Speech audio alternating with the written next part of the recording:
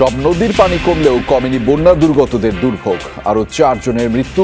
ত্রাণ বিতরণের সমন্বয়হীনতায় বাড়ছে ভোগান্তি। খাট সব গেছে, কি করি থাকি, কিছু নাই, থাকবে খাবার কিছু নাই, আমরা কিছু পাই না, আমাদের সব নষ্ট হয়ে গেছে। প্রত্যন্ত অঞ্চলের ভিতরে নৌকা দিয়ে যাবো, ঢুকা যায়, ত্রাণ যেন যারা পায় তারা যেন পায়। পাচার হওয়া অর্থ ফেরাতে বিদেশি বিভিন্ন সংস্থার সাথে যোগাযোগ হচ্ছে। দেশ পুনর্গঠনে রাষ্ট্রদূতদের কাছে বিনিয়োগের আহ্বান প্রধান উপদেষ্টার। এস আলমের পরিকল্পিত ব্যাংক লুটপাটে বিশ্বের নজিরবিহীন মন্তব্য গভর্নরের। সম্পদ বিক্রি করে পরিশোধ করা হবে আমানতকারীদের পাওনা। সিস্টেমেটিক ওয়েতে ব্যাংক লুট করা বিস্তৃত আকারে এবং এত সুপরিকল্পিতভাবে রাষ্ট্রযন্ত্রকে ব্যবহার করে অন্য কোথাও আমি শুনিনি। রাজনীতির অধিকার ফিরে পেল জামাত শিবির। বদমতলব থেকেই হয়েছিল নিষিদ্ধের প্রজ্ঞাপন, বললেন আইন উপদেষ্টা। ভুল ধরিয়ে দিতে সাংবাদিকদের প্রতি আহ্বান আমিরের। অন্তর্বর্তী সরকারের সঙ্গে দ্রুত সংলাপ চায় বিএনপি। গুরুত্ব ছাড়া কারো নামে মামলা না দিতে নেতাকর্মীদের নির্দেশ মির্জা ফখরুলের।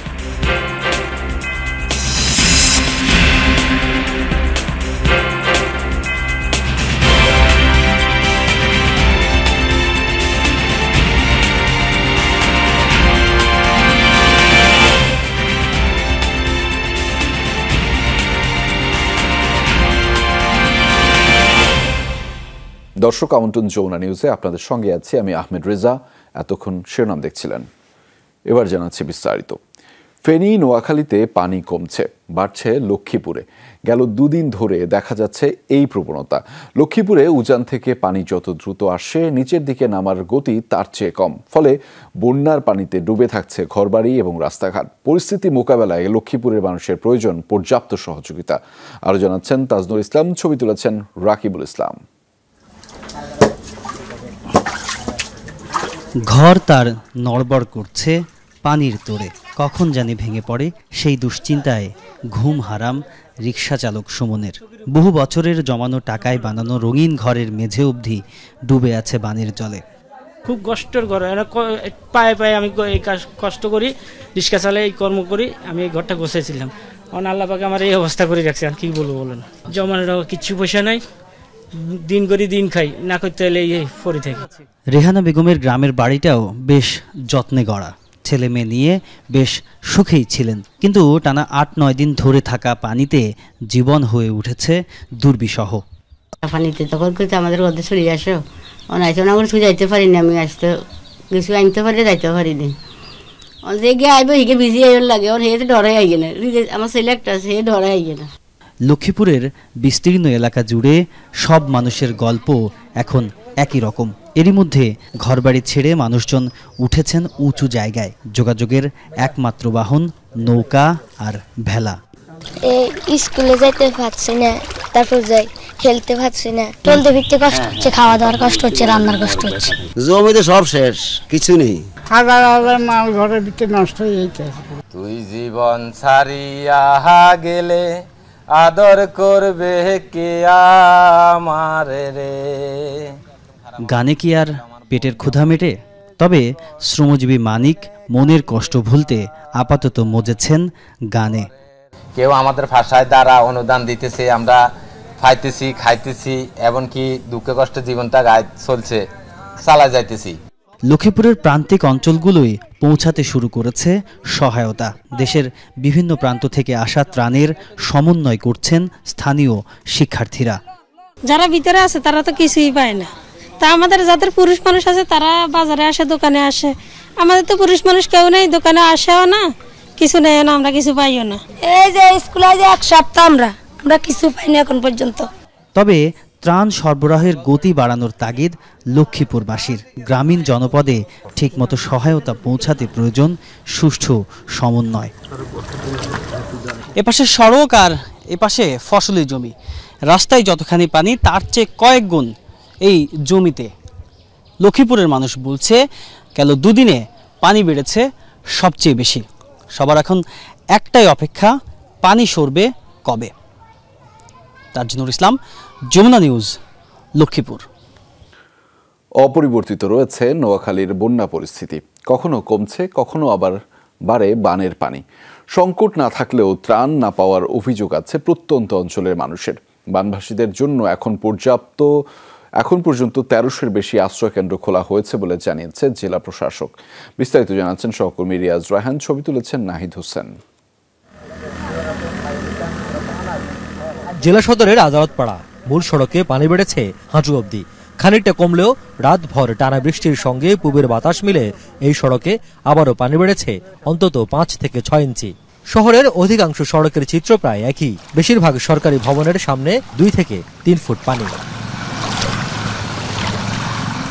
পানি বাড়ছে, আমার মনে হচ্ছে আর ১ ফুট পানি আজকে বৃষ্টির কারণে বেড়ে গেছে। এই অবস্থা চলতে থাকলে তো আমাদের অবস্থা খুবই খারাপ হয়ে গেছে সব। শহরতলি ছাড়িয়ে আমাদের গন্তব্য আরো দূরে, প্রত্যন্ত এলাকায়, যেখানে এখনো পানিবন্দী হাজারো পরিবার। নানা কষ্টের দিন যাপনের আর্তনাদ পৌঁছে না শহর পর্যন্ত। আজকে প্রায় ১ সপ্তাহ পর্যন্ত বহুত কষ্টে আছি, কোনো ত্রাণ যাইতেছে না। তো কোনখান দিয়ে গর্ত, কোনখান দিয়ে আমরা কিছুই দেখতে পাইতেছি না। দুর্গম এলাকায় খাদ্য সংকট আছে যথারীতি। কেউ ত্রাণ পেয়েছেন একাধিকবার, কেউ বা এখনো নিরন্ন। যাতায়াত সমস্যা, সঠিক স্থান চিনতে না পারা সহ স্থানীয় বেশ কিছু সমস্যা তো আছেই। এই প্রত্যন্ত অঞ্চলের ভিতরে নৌকা দিয়ে যাবো, ঢুকা যায়, ত্রাণ যেন যারা পায় তারা যেন পায়। বাড়ি ঘরে যেতে পারে না নৌকার অসুবিধার কারণে। তারপরে আমরা বিভিন্ন জায়গা থেকে চেষ্টা করি নৌকা আনার জন্য। এরই মাঝে স্বেচ্ছাসেবী সংগঠনগুলো চেষ্টা করছে সহযোগিতার। তালিকায় শুধু খাদ্য নয়, আছে সুপেয় পানি, স্যানিটারি ন্যাপকিন সহ সুরক্ষা সামগ্রী। এ যেমন শুধু রেড ক্রিসেন্ট সোসাইটি দৈনিক প্রায় ৬,০০০ লিটার পানি বিশুদ্ধ করে পৌঁছে দিচ্ছে বানভাসীদের। 2টা ওয়াটার ট্রিটমেন্ট প্ল্যান্ট আছে, এটা দিয়ে দিনে প্রায় 1 ঘন্টায় 700 থেকে 1000 লিটার পানি পিউরিফাই করা হয়। ঢাকা থেকে বাংলাদেশ রেড ক্রিসেন্ট সোসাইটি সর্বোচ্চ পরিষদ থেকে আমাদেরকে এই সেবাগুলো দিচ্ছে। আমরা আশা করছি যে সেটা আরো অনেক দিন পর্যন্ত চলবে। ত্রাণ বিতরণে সমন্বয়হীনতা স্পষ্ট হয়ে উঠছে দিন দিন। বিষয়টি পুরোটা না মানলেও উড়িয়ে দেননি জেলা প্রশাসক। বলছেন, কেউ যদি সহযোগিতা চায় তাহলে তা করবে জেলা প্রশাসন।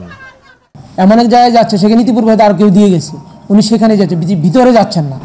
যখন আমাদের কাছে আসে তখন আমরা ভিতরে পাঠানোর ব্যবস্থা করি, কিন্তু উনি যখন ওনারা যখন স্বেচ্ছায় দিয়ে যায় তখন ওদের ভিতরে যাচ্ছে না, যার জন্য দেখা যায় যে কোনো জায়গায় ডুপ্লিকেশন হচ্ছে। অথচ এমন দুর্যোগে সবার আগে প্রয়োজন শক্তিশালী সমন্বয় টিম, যেখানে থাকবেন ইউনিয়ন থেকে শুরু করে ওয়ার্ড পর্যায়ের প্রতিনিধিরা।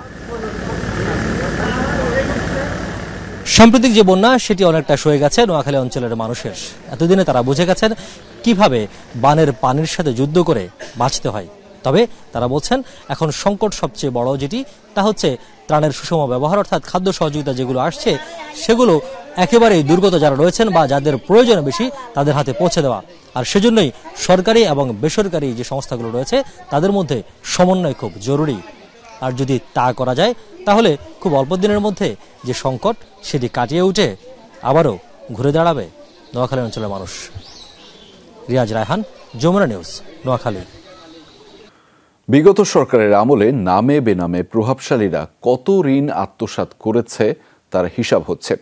একই সাথে পাচার হওয়া অর্থ ফিরিয়ে আনতে বিদেশি বিভিন্ন সংস্থার সাথে যোগাযোগ শুরু হয়েছে বলে জানিয়েছে প্রধান উপদেষ্টার প্রেস উইং।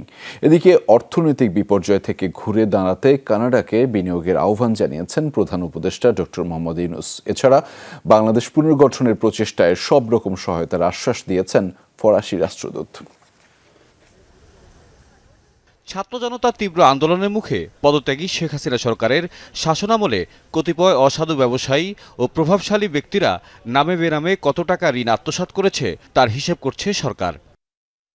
বুধবার প্রধান উপদেষ্টার প্রেস উইং থেকে পাঠানো সংবাদ বিজ্ঞপ্তিতে জানানো হয়, কিছু অসাধু ব্যবসায়ী ও প্রভাবশালী ব্যক্তিরা সাম্প্রতিক বছরগুলোতে ব্যাংকিং খাতে ব্যাপক দুর্নীতি ও প্রতারণার মাধ্যমে নামে বেনামে বিপুল পরিমাণের অর্থ আত্মসাৎ করেছেন এবং তা বিদেশে পাচার করেছেন। এই আত্মসাৎকৃত অর্থের পরিমাণ লক্ষাধিক কোটি টাকার উপরে মর্মে ধারণা করা যায় বলে বিজ্ঞপ্তিতে উল্লেখ করা হয়। প্রভাবশালী ব্যক্তিদের নাম উল্লেখ না করে বিজ্ঞপ্তিতে বলা হয়, এই অর্থ পুনরুদ্ধারে কাজ শুরু হয়েছে, যোগাযোগ করা হচ্ছে বিদেশি বিভিন্ন সংস্থার সাথে। এদিকে বুধবার কয়েকটি দেশের হাই কমিশনার, রাষ্ট্রদূত ও জাতিসংঘ প্রতিনিধি সাক্ষাৎ করেন প্রধান উপদেষ্টা ডক্টর মোহাম্মদ ইউনূসের সঙ্গে। কানাডার রাষ্ট্রদূত লিলি নিকোলাসের সাথে সাক্ষাতের সময় প্রধান উপদেষ্টা বাংলাদেশের অর্থনৈতিক পুনর্গঠনে বিনিয়োগের আহ্বান জানান। রাষ্ট্রীয় অতিথি ভবন যমুনায় ডক্টর ইউনূসের সাথে সৌজন্য সাক্ষাৎ করেন Malaysian high commissioner Hasnah Mohammad Hashim. বাংলাদেশকে আসিয়ান সদস্য হতে মালয়েশিয়ার সমর্থন চান প্রধান উপদেষ্টা। কুয়ালালামপুরে আসিয়ানের পরবর্তী চেয়ার হতে যাচ্ছে এবং তিনি সদস্যপদ বিষয়ে তাঁর সরকারের কাছে বার্তা পৌঁছাবেন বলে জানান হাই কমিশনার। এরপর প্রধান উপদেষ্টার সঙ্গে সাক্ষাৎ করেন ফ্রান্সের রাষ্ট্রদূত মেরি মাসুদ পাই। তিনি জানান বাংলাদেশের অন্তর্বর্তী সরকারের সাথে কাজ করবে ফ্রান্স। ফরাসি প্রেসিডেন্ট ইমানুয়েল ম্যাক্রো প্রধান উপদেষ্টাকে সুবিধাজনক সময়ে ফ্রান্স সফরের আমন্ত্রণ জানিয়েছেন বলে জানান রাষ্ট্রদূত। পরে প্রধান উপদেষ্টা ডক্টর মোহাম্মদ ইউনূসের সাথে ইউএনডিপির একটি প্রতিনিধি দল সাক্ষাৎ করেন। এ সময় অন্তর্বর্তী সরকারের বিভিন্ন কার্যক্রম ও চলমান পরিস্থিতি নিয়ে আলোচনা হয়। Tahid Mithun, Jamuna news, Dhaka. GPH Quantum B600TR বাংলাদেশের উচ্চ শক্তি সম্পন্ন একমাত্র রড। এস আলম যেভাবে সুপরিকল্পিত উপায়ে ব্যাংক লুটপাট করেছে তা বিশ্বের নজিরবিহীন বলে মন্তব্য করেছেন বাংলাদেশের ব্যাংকের governor doctor Ahsan H Mansur. বুধবার এক সংবাদ সম্মেলনে এই মন্তব্য করেছেন তিনি। ব্যাংক লুটের টাকায় কেনা এস আলমের সম্পদ না কেনার পরামর্শ দিয়ে গভর্নর বলেন, এই সম্পদ কেউ কিনলে তাকে আইনি জটিলতায় পড়তে হবে। সতর্কবাণী আমরা দিতে পারি আপনাদের মাধ্যমে যে এস আলম গ্রুপের সম্পদ যদি কেউ না কিনে সেটাকে নিয়ে হয়তো লিগ্যাল চ্যালেঞ্জ হবে। আমি বলবো যে সবাইকে দেশের স্বার্থে অন্য কেউ যেন এই সম্পদে হাত না দেয়। এই সম্পদগুলো আমাদের ডিপোজিটরদের টাকা ফেরত দেওয়ার জন্য আমরা ব্যবহার করতে চাই যেটুকু পাওয়া যায়। অন্তর্বর্তীকালীন সরকারের প্রধান হিসেবে দায়িত্ব গ্রহণ করায় ডক্টর মোহাম্মদ ইউনূসকে ফোন করে অভিনন্দন জানিয়েছেন সংযুক্ত আরব আমিরাতের প্রেসিডেন্ট শেখ মোহাম্মদ বিন জায়েদ আল নাহিয়ান। ফোন আলাপে ডক্টর ইউনূসের সাথে দ্বিপাক্ষিক সম্পর্ক নিয়ে আলোচনায় করেন আমিরাতের প্রেসিডেন্ট। ভবিষ্যতে দুদেশের সার্বিক উন্নয়নে অন্তর্বর্তী সরকারের সাথে ঘনিষ্ঠভাবে কাজ করার ইচ্ছাও প্রকাশ করেন তিনি। এছাড়া ডক্টর ইউনূসের নেতৃত্বের প্রশংসা করেন শেখ মোহাম্মদ বিন জায়েদ আল নাহিয়ান। বলেন, নোবেলজয়ী ডক্টর ইউনূসের দীর্ঘ অভিজ্ঞতা ও নেতৃত্ব বাংলাদেশের মানুষের জন্য কল্যাণ বয়ে আনবে।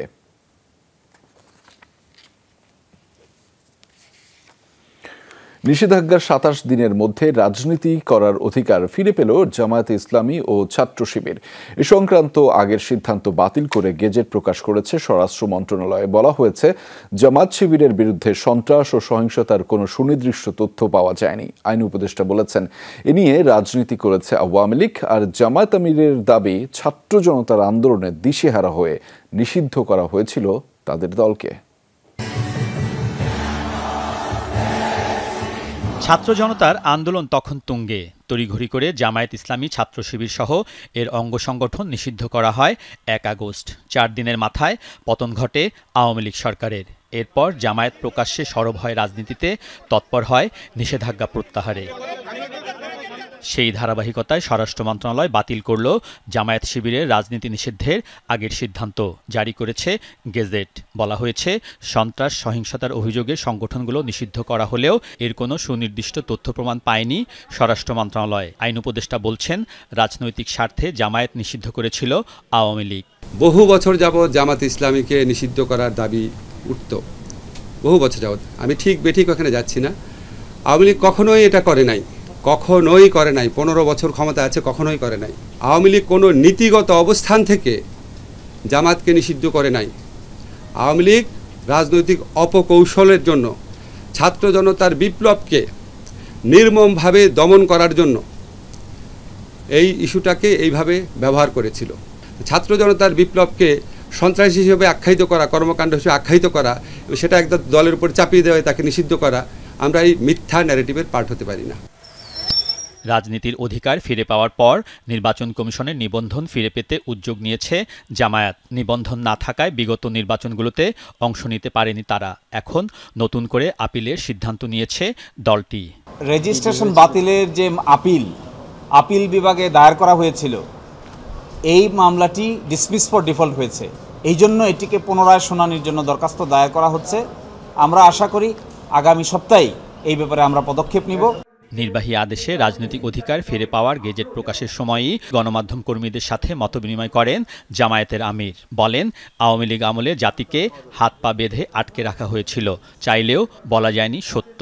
সমাজে যারা শাসন ক্ষমতায় যাবেন তারা যেন প্রভু বনে না যান। আর নাগরিকদেরকে তারা যেন তাদের অধীনস্থ দাস মনে না করেন, বরঞ্চ নাগরিকদের দেওয়া কর্তব্য পালনে তারা বাধ্য এবং নাগরিকদের কাছেই তাদের জবাবদিহি করতে হবে, সেই অনুভূতি সৃষ্টি হবে। সেটা আমরা দোয়া করি আল্লাহর দরবারে। জামায়াত আমির বলেন, ছাত্র জনতার আন্দোলনে দ্বিতীয়বার স্বাধীন হয়েছে দেশ। দলের ভুল ত্রুটি পেলে ধরিয়ে দেওয়ার আহ্বান জানিয়েছেন ডাক্তার শফিকুর। আলমগীর স্বপন, যমুনা নিউজ, ঢাকা। ভুল বোঝাবুঝি নিরসনে অন্তর্বর্তী সরকারের সঙ্গে দ্রুত রাজনৈতিক দলের সংলাপ চায় বিএনপি। একথা জানিয়ে মহাসচিব মির্জা ফখরুল ইসলাম আলমগীর বলেছেন, গণতন্ত্রের জন্যই এতদিন আন্দোলন করে আসছে বিএনপি সহ সমমনা দলগুলো, তাই যে কোনো পরিস্থিতিতেই নির্বাচনের আলোচনা প্রাসঙ্গিক। বুধবার সকালে গুলশান কার্যালয়ের সংবাদ সম্মেলনে মেরিট ছাড়া কারো নামে মামলা না দিতে নেতাকর্মীদের নির্দেশ দিয়েছেন মির্জা ফখরুল। বলেছেন, ঢালাওভাবে মামলা দিলে বিপ্লব সুসংহত হবে না, মামলা করার আগে যাচাই করতে হবে এবং সারবস্তু বুঝেই মামলা দিতে হবে। এ সময় তিনি বলেন, ১/১১-র মতোই বিএনপিকে লক্ষ্য করে অপপ্রচার চালানো হচ্ছে। ছাত্র জনতার বিপ্লব নস্যাৎ করতে বিদেশ থেকে প্রচারণা চালানো হচ্ছে বলেও জানিয়েছেন মির্জা ফখরুল। দাবি করেন, কোনো লুটপাটে জড়িত নয় তার দল বিএনপি। আমাদের লড়াইটা পুরোপুরিভাবে হচ্ছে একটা গণতন্ত্রকে পুনঃপ্রতিষ্ঠার জন্য, রেস্টোরেশন অফ ডেমোক্রেসি। সেটার জন্য তো আমরা নির্বাচনের কথা বলবো, এটা তো আমাদের রাইট। আমরা তো নির্বাচনের জন্যই এতদিন ধরে সংগ্রাম করেছি, লড়াই করেছি। ওই আন্দোলনকে, ওই বিষয়কে বাদ দিয়ে তো আমি অন্য কোনো রাজনৈতিক চিন্তা এই মুহূর্তে করবো না। আমরা কি চাই, ওনারা কি চান, জনগণ কি চায়, একটা আলোচনা হতে হবে। তো বর্তমান সরকারের সঙ্গে আপনার রাজনৈতিক দলগুলোর অতি দ্রুত আলোচনা প্রয়োজন। বন্যা পরবর্তী ক্ষতচিহ্ন স্পষ্ট হচ্ছে ফেনীর দুর্গত অঞ্চলে। পানি নামা অব্যাহত থাকলেও এখনও তলিয়ে রয়েছে ঘরবাড়ি ও সংযোগ সড়ক, তাই বেশিরভাগেরই ফেরা হয়নি নিজ ঘরে। রয়েছে ত্রাণের ব্যাপক চাহিদা। তলিয়ে যাওয়া জনপদের শূন্য থেকে শুরু করতে হবে ক্ষতিগ্রস্তদের। ভয়াবহ বন্যায় বিস্মিত মানুষের এখন সব হারানোর হাহাকার। শাহিন আলমের ক্যামেরায় ফেনীর বন্যা কবলিত অঞ্চলের খবর জানাচ্ছেন সহকর্মী সাইফুদ্দিন রবিন। আমার সব শেষ, নতুন করি আল্লাহ মালিক। ফেনী সদর উপজেলার জয়নাল আবেদিন, যেখানে দুদিন আগেও সাঁতরে পার হতো মানুষ, সেই মূল সড়কের পাশের দোকানি তিনি। আলাউদ্দিনও তাই। দুজনের দোকান থেকে পানি নেমেছে, তবু তীব্র বেদনা তাদের কণ্ঠে, অভিব্যক্তিতে। এখন শূন্য থেকে শুরুর চেষ্টা। আমার সব চলে গেছে, আমার দুইটা গাড়ি পানি নিয়ে নিছে, ডুবে গেছে। বাসা বাড়িতে নেছে, তালা থাকতাম, সব চলে গেছে। দোকান এটাও যা ছিল এটাও চলে গেছে, এটাতেও কিছু নাই। এতগুলা দোকানের মাল আমরা আপনার কোন দিকে সরাবো? এতগুলা মাল তো সরানো সম্ভব না। যেগুলো সরাইছি এগুলোও ক্ষতিগ্রস্ত হয়েছে। আমাদের পুরাটা পানির ভিতরে ছিল, কারণ আমাদের অতীতে বয়সে, আমাদের এই বয়সে আমরা কখনো, আমাদের বাপ দাদারও ওরকম বন্যা পরিস্থিতি দেখা নাই। পানি নামতে শুরু করার পর ফেনীর পরশুরাম, ফুলগাজী, ছাগলনাইয়া ও সদর উপজেলার মূল সড়কের পাশের দোকানিরা এখন দোকানে ফিরছেন। হাঁটু পানিতেই মালামাল রক্ষার চেষ্টা। একসঙ্গে ফেনী ফুলগাজী সড়ক সংশ্লিষ্ট 20টি ঘর, চালা ছুঁয়ে যাওয়া পানি এখন হাঁটুতে। কিন্তু সেই ঘর কি আশ্রয়হীন এই মানুষগুলোর ঠিকানা হতে পারবে? বিপন্ন, বিধ্বস্ত অবস্থা। বন্যা যেন সব লুট করে নিয়েছে। ঘরে ফিরেও যেন ফিরতে না পারার আক্ষেপ।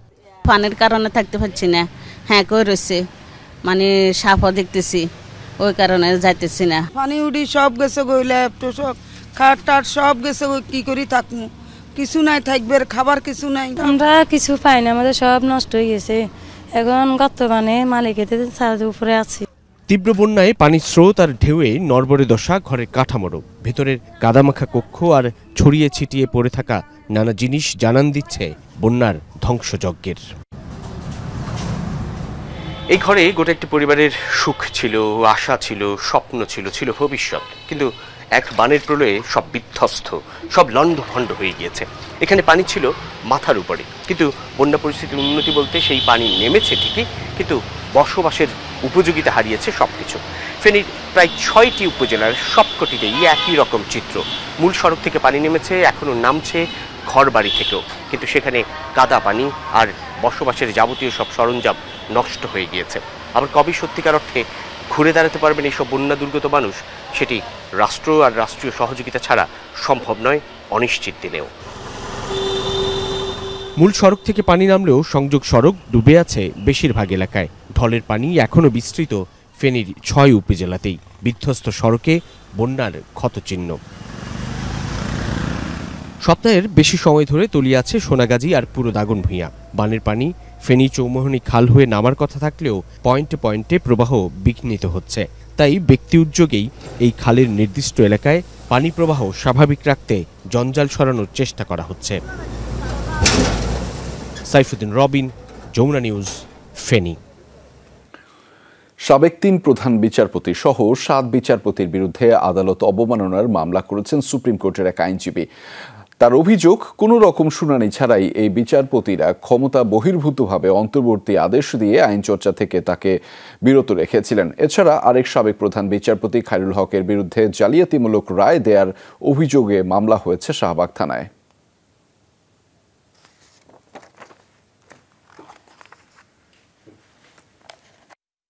বিচারপতি খায়রুল হক একজন হোয়াইট কলার ক্রিমিনাল। তিনি আদালতের এই মাধ্যম ব্যবহার করে সাবেক ফ্যাসিস্ট সরকার শেখ হাসিনাকে বিভিন্নভাবে তিনি সহযোগিতা করেছেন। সাবেক মৎস্য ও প্রাণী সম্পদ মন্ত্রী এবং ফরিদপুর 1 আসনের সাবেক সংসদ সদস্য আব্দুর রহমান সহ 4 এমপির বিরুদ্ধে দুর্নীতির অভিযোগে অনুসন্ধানের সিদ্ধান্ত নিয়েছে দুর্নীতি দমন কমিশন।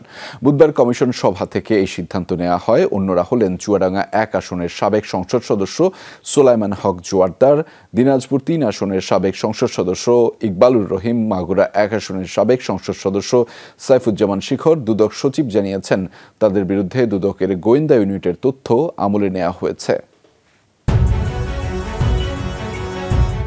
সোলাইমান হক জোয়ারদার চুয়াডাঙ্গা জেলা আওয়ামী লীগের সভাপতি ও টানা 3 বারের সংসদ সদস্য। 2008 সালের নবম জাতীয় সংসদ নির্বাচনে তার আয় ও সম্পদের পরিমাণ ছিল বেশ কম, অথচ 15 বছরে তার সম্পদ বেড়েছে প্রায় 20 গুণ। তার বিরুদ্ধে দুর্নীতি, ক্ষমতার অপব্যবহার, বেআইনি কার্যকলাপের মাধ্যমে দেশ বিদেশে বিপুল পরিমাণ অবৈধ সম্পদের তথ্য পেয়েছে দুদক। প্রাপ্ত তথ্যতে দেখা যায় যে অভিযোগটির প্রাথমিক সত্যতা রয়েছে। মাগুরা 1 আসনের সাবেক সংসদ সদস্য সাইফুজ্জামান শিকরের নামে মাগুরা জেলার জাগলা নামীয় স্থানে প্রায় 30 বিঘা জমিতে অটো ব্রিক্স ফিল্ডের ব্যবসা, নগর পদ্মবিলে প্রায় 150 বিঘা জমিতে মৎস্য খামার, এর বাইরেও আছে নামে বেনামে বিপুল পরিমাণ সম্পদ ক্রয়ের অভিযোগ। বেআইনি কার্যকলাপের মাধ্যমে মাগুরায় বিভিন্ন জায়গায় অনেক জমি এবং নামে বেনামে বিপুল পরিমাণ সম্পদ অর্জন করেছেন। তথ্যানুসন্ধানে এই অভিযোগের প্রাথমিক সত্যতা পাওয়া যায় এবং এর ভিত্তিতে এই বিষয়টিও প্রকাশ্যে অনুসন্ধান করার ব্যাপারে কমিশন কর্তৃক সিদ্ধান্ত দেওয়া হয়েছে। ফরিদপুর 1 আসনের সাবেক এমপি ও মৎস্য ও প্রাণী সম্পদ মন্ত্রী আব্দুর রহমানের বিরুদ্ধে বিভিন্ন জায়গায় অবৈধভাবে জমি ক্রয়, নিজ নামে সঞ্চয়পত্র কেনার অভিযোগ রয়েছে। পাশাপাশি টাকা পাচার করে যুক্তরাষ্ট্র, অস্ট্রেলিয়া, সুইজারল্যান্ড, সুইডেন এবং কানাডায় একাধিক বাড়ি কেনার তথ্য পেয়েছে দুদক। দেশের বাইরে কিছু টাকা পাচার করেছেন মর্মে এবং একাধিক বাড়ি ক্রয় করেছেন, এই সকল সংক্রান্ত অভিযোগ পাওয়া যায়। এই তথ্যানুসন্ধানগুলোর প্রাথমিক সত্যতা পাওয়া যায়। এই প্রাথমিক সত্যতার ভিত্তিতে দুর্নীতি দমন কমিশনের কমিশন কর্তৃক বিষয়টি অনুসন্ধান করার জন্য সিদ্ধান্ত দেওয়া হয়েছে। দিনাজপুর 3 আসনের সাবেক সংসদ সদস্য ইকবালুর রহিমের দুর্নীতি, ক্ষমতার অপব্যবহার, বেআইনি কার্যকলাপের মাধ্যমে নিজের নামে ঢাকার উত্তরায় বাড়ি, ধানমন্ডিতে ফ্ল্যাট ও 2টি গাড়ি কেনার তথ্য পেয়েছে দুদক। এছাড়া তার নামে দিনাজপুরে বিভিন্ন মৌজায় বিপুল পরিমাণ জমি ও দেশে বিদেশে বিপুল পরিমাণ অবৈধ সম্পদের তথ্য পেয়েছে সংস্থাটি।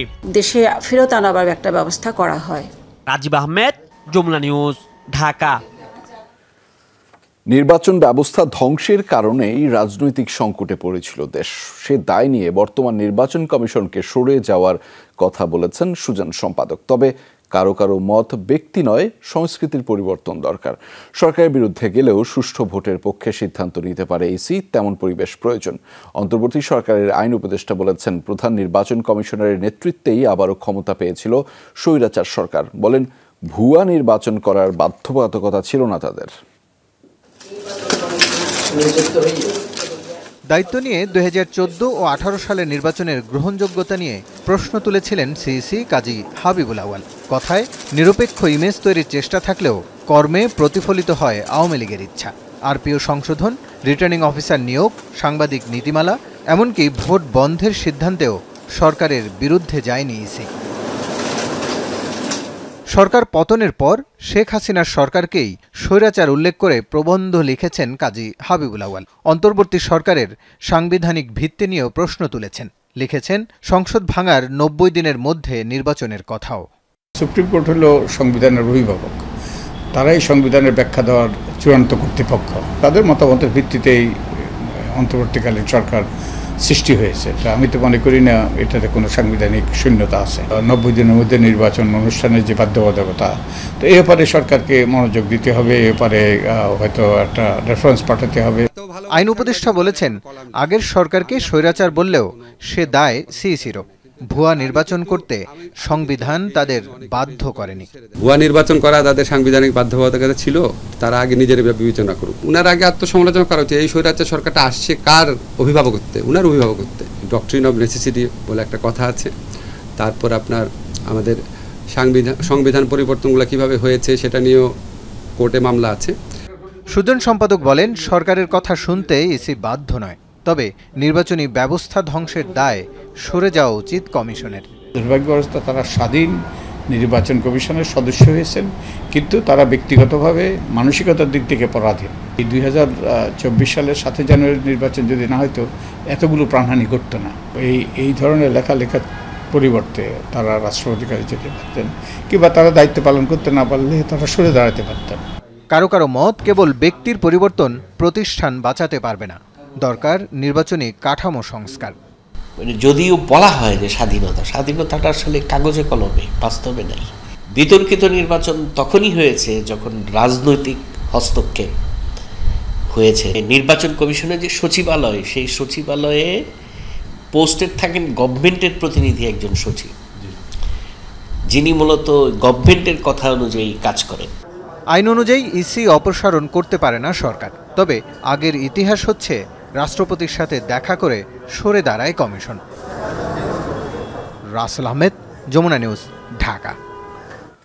বিশ্ববাজারের সাথে সামঞ্জস্য রেখে 1 সেপ্টেম্বর তেলের দাম সমন্বয় করা হবে, জানিয়েছেন বিদ্যুৎ, জ্বালানি ও খনিজ সম্পদ মন্ত্রণালয়ের উপদেষ্টা ফাউজুল কবির খান। বলেছেন, এখন থেকে মন্ত্রণালয় চাইলেই জ্বালানির দাম বাড়াবে না, গণশুনানি করে সিদ্ধান্ত নেবে বিইআরসি।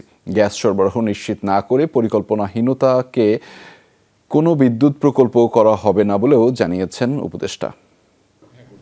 এখন আমি দেখা করি না। জ্বালানি ও খনিজ সম্পদ বিভাগের কর্মকর্তাদের মতবিনিময় সভা শেষে উপদেষ্টা মোহাম্মদ ফাউজুল কবির খানের সংবাদ সম্মেলন। আমাদের একমাত্র দায়বদ্ধতা হচ্ছে যারা রাজপথে আত্মাহুতি দিয়েছে তাদের পরিবার।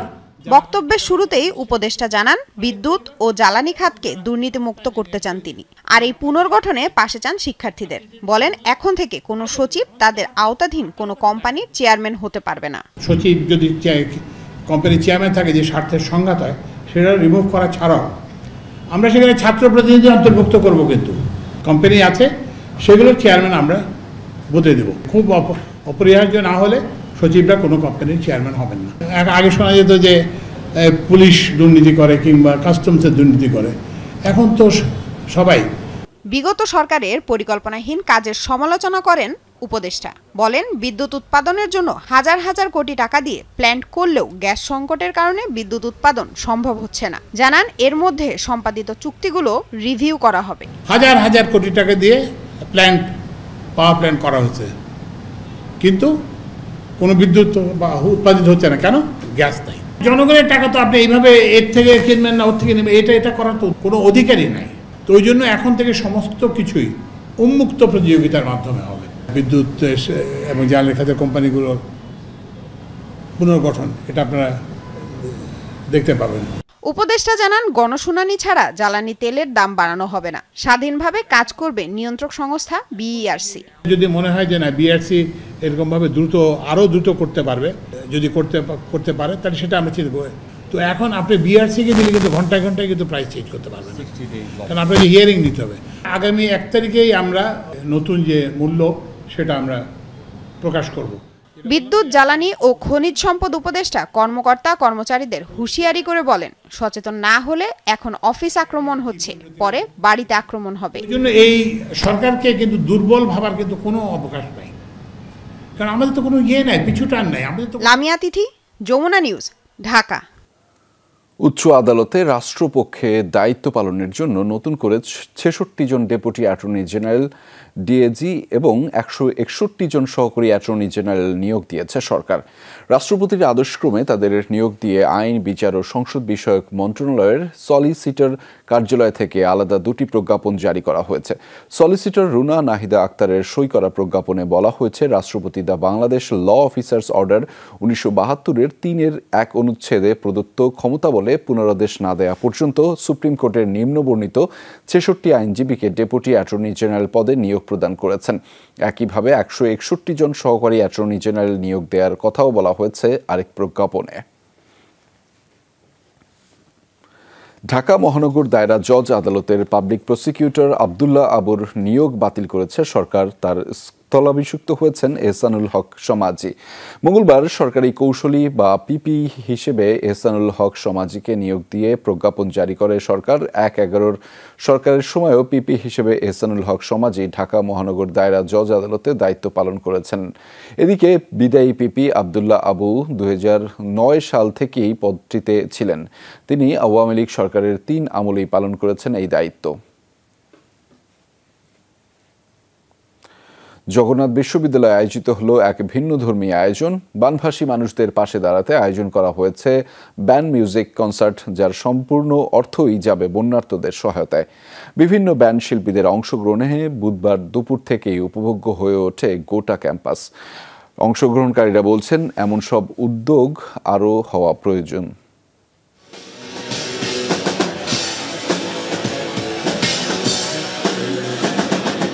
মঞ্চে চলছে ব্যান্ড মিউজিকের কনসার্ট। একে একে 11টি ব্যান্ড পরিবেশন করবে জনপ্রিয় সব গান। তবে এই কনসার্ট আর 5টি সাধারণ কনসার্টের মতো নয়। কনসার্ট ফর ফ্লাড ভিকটিম শিরোনামের এই আয়োজনের রয়েছে বিশেষ এক লক্ষ্য। কনসার্ট ফর ফ্লাড ভিকটিমের আয়োজক জগন্নাথ বিশ্ববিদ্যালয় ব্যান্ড মিউজিক অ্যাসোসিয়েশন। বিশ্ববিদ্যালয়ের সায়েন্স ফ্যাকাল্টি মাঠে দুপুরে শুরু হয় প্রস্তুতি। এই কনসার্টের পুরো অর্থ যাবে বানভাসীদের সহায়তায়। কেউই কোনো প্রকার পারিশ্রমিক নিচ্ছে না। আমরা যারা ভলান্টিয়ার হিসেবে কাজ করছি, অর্গানাইজার হিসেবে আমরা যারা কাজ করছি, আমরা কেউ কোনো প্রকার যারা গান করছেন, যে আপনার অ্যাঙ্কারে আছেন, অ্যাঙ্কারিংয়ে আছেন, কেউই কোনো প্রকার টাকা নিচ্ছে না। কোনো পারিশ্রমিক ছাড়াই আসলে শুধুমাত্র বন্যার্তদের সাহায্যের জন্য আমরা আমাদের অস্ত্র ব্যবহার করছি। সব পুরোটা ফান্ড আমরা একদম বন্যার্থীদের পাশে দাঁড়ানোর জন্যই কাজটা করছি এবং পুনর্বাসন করার জন্য। ডোনেশন রয়েছে আমরা টিকিটের মাধ্যমে, আমাদের 250 টাকা করে টিকিট বিক্রিত হচ্ছে এখন পর্যন্ত, এবং আমরা খুব ভালো রেসপন্স পাচ্ছি। কনসার্টের প্রবেশ গেটে ছিল কড়া নিরাপত্তা। টিকিট ছাড়া প্রবেশ করতে দেয়া হচ্ছে না কাউকেই। চলছে কঠোর তল্লাশিও। এদিকে সন্ধ্যা ঘনিয়ে আসার সঙ্গে সঙ্গে বাড়ে উপস্থিতি। কনসার্টে আগতরা বলছেন, এই উদ্যোগ মহৎ। শিল্পীদের মত, বন্যার্তদের সহযোগিতায় বাড়ানো প্রয়োজন এমন উদ্যোগের পরিসর। স্মোকিং করার যে সামগ্রী আছে, যেমন সিগারেট, লাইটার, এগুলো আমরা চেক করছি, এগুলো যাতে ভিতরে না নিয়ে যেতে পারে। টিকিটের টাকাটা বন্যা দিয়ে ওখানে যায়, তাহলে তো আমরা অনেক খুশি হবো, কারণ আমরা তো আর কিছু করতে পারবো না ওইখানে গিয়ে। শিল্পীদের কাজও আসলে শিল্পী গানের মাধ্যমেই তার বলেন দ্রোহ বলেন আর ভালোবাসা বলেন বা দুঃখ বলেন, তো আমার কাছে মনে হয় শিল্পীদের পক্ষ থেকে এই কাজটা আসলেই খুব ভালো। সকলে মিলিত প্রচেষ্টায় আমরা যে কাজ করতেছি, এটাই আসলে আমাদের সব পাওয়া। সব থেকে বড় কথা হচ্ছে সবাই মানুষ বা সমাজের জন্য করতে চায়। ইটস নট যে আমরা রাজনীতিবিদ বা নেতা হয়ে করতে যাচ্ছি, বাট আমাদের শিল্পী যে আমাদের সত্তা, ওখান থেকে আমরা কন্ট্রিবিউট করতে চাই। বিভিন্ন স্থানে দলবদ্ধ হয়ে গান পরিবেশন করেও অর্থ সংগ্রহ করেছে বিশ্ববিদ্যালয়ের ব্যান্ড মিউজিক অ্যাসোসিয়েশন। সেই অর্থও যাবে বন্যার্তদের তহবিলে। সুমাইয়া ঐশী, যমুনা নিউজ, ঢাকা। মালয়েশিয়ার পাহাং রাজ্যে ট্রেলার ও লরির মুখোমুখি সংঘর্ষে বাংলাদেশি সহ 2 জন নিহত হয়েছেন। এই ঘটনায় আহত হয়েছেন আরও 3 জন। মঙ্গলবার স্থানীয় সময় রাতে ঘটে এই দুর্ঘটনা। বিষয়টি নিশ্চিত করেছেন তেমেরলোহ জেলা পুলিশ। নিহত 2 জনের মধ্যে রয়েছেন 37 বছর বয়সী একজন বাংলাদেশি নাগরিক, অপরজন 35 বছর বয়সী পাকিস্তানি নাগরিক। এছাড়া লরির আহত হেলপারও সহ বাংলাদেশি বলে জানিয়েছেন কর্তৃপক্ষ। পুলিশের প্রাথমিক তদন্তে জানা যায়, রাজ্যের রৌব জেলা থেকে কুয়ান্তান এ যাত্রাকালে এই মর্মান্তিক দুর্ঘটনার ঘটনা ঘটে। মালয়েশিয়ায় এক প্রবাসী বাংলাদেশির পরিচয় জানতে চেয়ে বিজ্ঞপ্তি প্রকাশ করেছে বাংলাদেশ হাইকমিশন। বুধবার হাইকমিশনের ভেরিফাইড ফেসবুক পেজে বিজ্ঞপ্তি প্রকাশ করা হয়। সেখানে বলা হয়, চলতি বছরের জানুয়ারি থেকেই জোহর হাসপাতাল তানকাকে চিকিৎসাধীন রয়েছেন এক প্রবাসী বাংলাদেশি। তার বয়স আনুমানিক 60 বছর। স্ট্রোকজনিত কারণে তিনি স্মৃতিশক্তি হারিয়ে ফেলায় নিজের নাম পরিচয় বলতে পারছেন না। তার পরিচয় শনাক্তের সব রকম চেষ্টা চালিয়ে যাচ্ছে বাংলাদেশ হাইকমিশন, তবে ব্যর্থ হয়েছে। এজন্য মালয়েশিয়ায় বসবাসরত সকল প্রবাসী বাংলাদেশের দৃষ্টি আকর্ষণ ফেসবুকে বিজ্ঞপ্তি প্রকাশ করা হয়। যদি কেউ এই ব্যক্তির পরিচয় জেনে থাকে তবে দ্রুত বাংলাদেশ হাইকমিশনের সাথে যোগাযোগের অনুরোধ জানানো হয়েছে। পবিত্র স্থান ও মনোরম পরিবেশের কারণে পর্যটকদের কাছে বেশ পরিচিত ওমানে অবস্থিত হজরত ইমরান আলাইহিসসালামের রওজা মুবারক। ছুটির দিনে স্থানীয়দের পাশাপাশি পরিবার বন্ধু বান্ধব নিয়ে এখানে ঘুরতে আসেন প্রবাসী বাংলাদেশিরাও। ওমান থেকে সহকর্মী মোহাম্মদ রফিকুল্লাহর পাঠানো তথ্য ও চিত্রে থাকছে বিস্তারিত। ওমানের রাজধানী মাস্কাট থেকে প্রায় 1100 কিলোমিটার দূরে সালালা প্রদেশে অবস্থিত এই পর্যটন কেন্দ্রটি স্থানীয়দের কাছে খুবই পবিত্র। হজরত ইমরান আলাইহিসসালামের রওজা মোবারকে সারা বছর পর্যটকদের ভিড় লেগে থাকে। রওজার পাশেই রয়েছে একটি মসজিদ, যেখানে ভ্রমণরত দর্শনার্থীরা নামাজ আদায় করতে পারেন। বিগত 6 বছর ধরে ইমরান আলাইহিসসালামের রওজা দেখভালের দায়িত্বে আছেন বাংলাদেশেরই একজন হাফেজ। এখন থেকে 2300 বছর, আনুমানিক 400 বছর আগের ইতিহাস। উনি হচ্ছেন নবী ইমরান আলাইহিস সালাম, মরিয়ম আলাইহিস সালামের বাবা, নবী ঈসা আলাইহিস সালামের নানা। ওনার নামেই পবিত্র কোরআন শরীফে সূরা আলী ইমরান নাজিল করা আছে এবং ওনার নামেই সূরাটার নাম রাখা আছে। আমি একমাত্র বাংলাদেশি একজন এখানে আছি খেদমতে, এটা তো আমার ভাবতে অনেক গর্বের বিষয় হয়। একটা দেশের প্রতিনিধিত্ব হিসেবে আমি আছি। ছুটির দিনগুলোতে ইমরান আলাইহিসসালামের রওজা দেখতে ওমানের বিভিন্ন জায়গা থেকে ছুটে আসেন বহু প্রবাসী বাংলাদেশি। বিভিন্ন নবীদের রওজা মোবারক জিয়ারত করতে পারছি।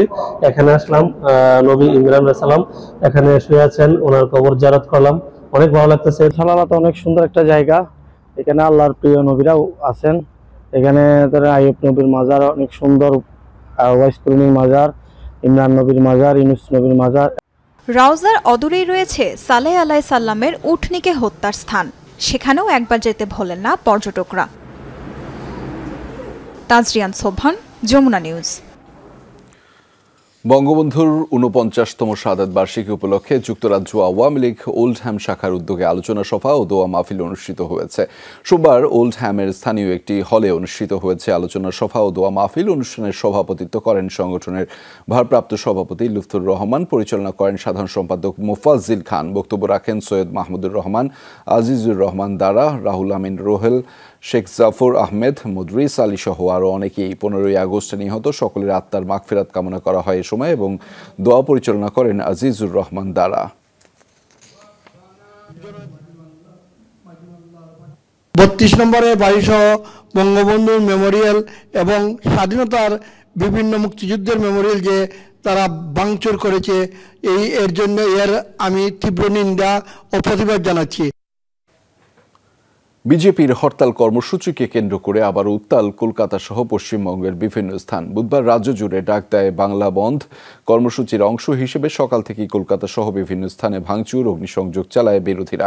এ সময় তৃণমূল কংগ্রেসের নেতাকর্মীদের সাথে দফায় দফায় সংঘর্ষ হয় তাদের। মুখ্যমন্ত্রী মমতা ব্যানার্জির অভিযোগ, রাজনৈতিক উদ্দেশ্যেই আন্দোলনের নামে সহিংসতা করছে বিজেপি।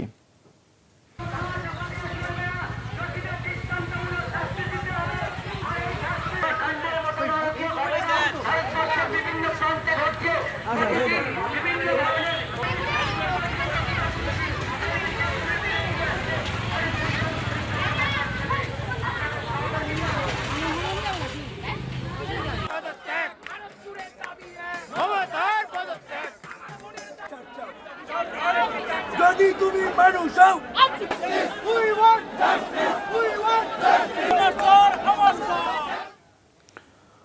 লেবাননে উদ্বোধনী ম্যাচের মাধ্যমে যাত্রা শুরু করল আবদুল্লাহ ক্রিকেট টুর্নামেন্ট। বর্ণাঢ্য আয়োজনের মধ্য দিয়ে স্থানীয় আদবাইয়া মাঠে অনুষ্ঠিত হয়েছে টুর্নামেন্ট। আয়োজনটি স্পন্সর করেছে বাংলাদেশ প্রবাসী বন্ধু মহল ঐক্য পরিষদ। এতে অংশ নেয় প্রবাসী বাংলাদেশিদের 12টি দল। টুর্নামেন্ট উদ্বোধন করেন আব্দুল্লাহ ক্রিকেট টুর্নামেন্টের প্রতিষ্ঠাতা শফিকুর রহমান। প্রধান অতিথি ছিলেন জাকির হোসেন। ইয়াকুব আলীর সঞ্চালনায় উদ্বোধনী অনুষ্ঠানের সভাপতিত্ব করেন খোরশেদ আলম। উদ্বোধনী খেলায় ইসবেল স্পোর্টিং ক্লাব 43 রানে বাংলাদেশ টাইগার একাদশকে পরাজিত করেছে। অনুষ্ঠানের সার্বিক সহযোগিতায় ছিলেন সাইদুর রহমান সাগর, হাওলাদার, ইদ্রিস জাহিদ, হিমেল, তানভীর ও সাব্বির সহ আরো অনেকেই।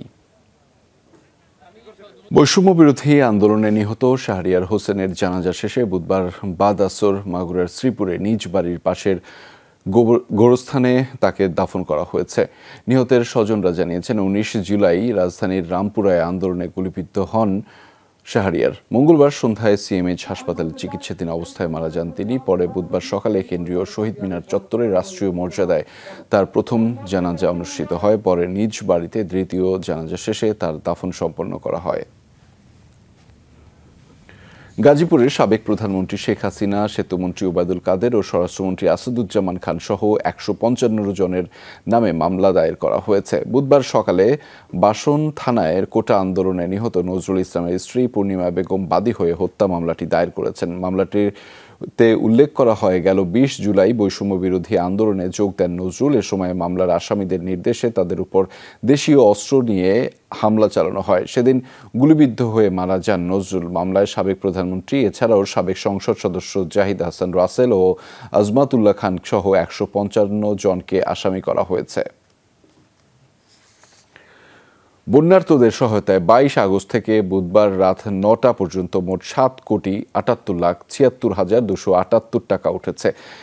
রাতে ঢাকা বিশ্ববিদ্যালয়ের টিএসসিতে এক সংবাদ সম্মেলনে একথা জানিয়েছেন বৈষম্য বিরোধী ছাত্র আন্দোলনের সমন্বয়করা। তারা জানিয়েছেন শুকনো খাবার কেনা সহ অন্যান্য খরচ বাবদ প্রায় 71 লাখ টাকা খরচ হয়েছে। সোনালী ব্যাংকের ঢাকা বিশ্ববিদ্যালয়ের শাখায় ব্যাংক অ্যাকাউন্টে 5,84,00,000 টাকা জমা রাখা হয়েছে। এ সময় স্থানীয় প্রশাসনও যেন তাদের সঙ্গে সমন্বয় করে কাজ করে সে আহ্বান জানান সমন্বয়করা। 4 জেলায় ভ্রাম্যমাণ মেডিকেল টিম কাজ করছে বলেও জানানো হয়। এ সময় প্রতিদিন প্রায় 20টি গ্রামে ত্রাণ পৌঁছানো সম্ভব হচ্ছে উল্লেখ করে শিক্ষার্থীরা জানিয়েছেন প্রত্যন্ত অঞ্চলে ত্রাণ পাঠাতে সেনাবাহিনী ও বিমান বাহিনীর সহায়তা নেওয়া হচ্ছে। বৃহস্পতিবার 1 লাখ মানুষের জন্য গণরান্নার মাধ্যমে খাবারের ব্যবস্থা করা হচ্ছে বলেও জানানো হয় সংবাদ সম্মেলনে। গত 22/8/2024 সাল থেকে 28/8/2024 রাত 9টা পর্যন্ত মোট সংগ্রহ 7,78,76,278 টাকা। এই সকল খরচে আমাদের মোট ব্যয় 71,20,444 টাকা। সোনালী ব্যাংক শাখা ঢাকা বিশ্ববিদ্যালয়ে যে অর্থটি জমা দিয়েছি সেটি হচ্ছে 5,84,17,147 টাকা। আমাদের গণরান্না কর্মসূচির অংশ হিসেবে 1 লাখ মানুষের জন্য এক বেলা খাবারের আমরা ব্যবস্থা করতে পারবো। আমরা সেই জন্য আগাচ্ছি। রংপুরের পীরগাছায় বৈষম্য বিরোধী ছাত্র আন্দোলনের শিক্ষার্থীদের অবস্থান কর্মসূচিতে হামলার ঘটনা ঘটেছে। বুধবার সন্ধ্যায় পাওটানাহাটে এই হামলার ঘটনা ঘটে। শিক্ষার্থীরা জানিয়েছেন স্থানীয় সাথী মজলিস লাইব্রেরির বিভিন্ন অনিয়ম দূর, 27 বছরের পুরাতন কমিটি ভেঙে দেয়া ও আয় ব্যয়ের সুষ্ঠু হিসেবের দাবিতে অবস্থান কর্মসূচি পালন করছিলেন তারা। এ সময় লাইব্রেরির সভাপতি ও স্থানীয় চেয়ারম্যান নাসির হোসেনের সমর্থকরা তাদের উপর লাঠিসোঁটা নিয়ে হামলা চালায়। এ সময় আহত হয়েছেন অন্তত 5 জন শিক্ষার্থী।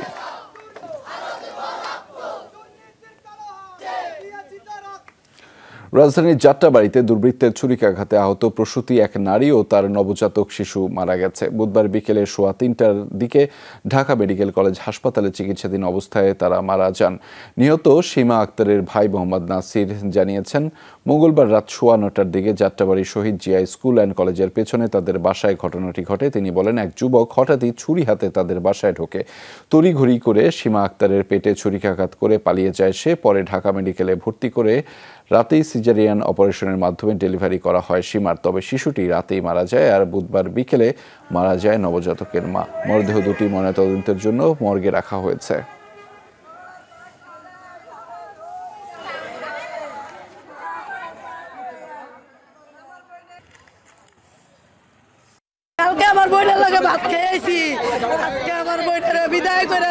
আমরা সবাই চাই এইটার ন্যায্য বিচার হোক এবং সঠিকভাবে তদন্ত করে এবং দোষী এবং আসামিদেরকে সামনে আনা হোক।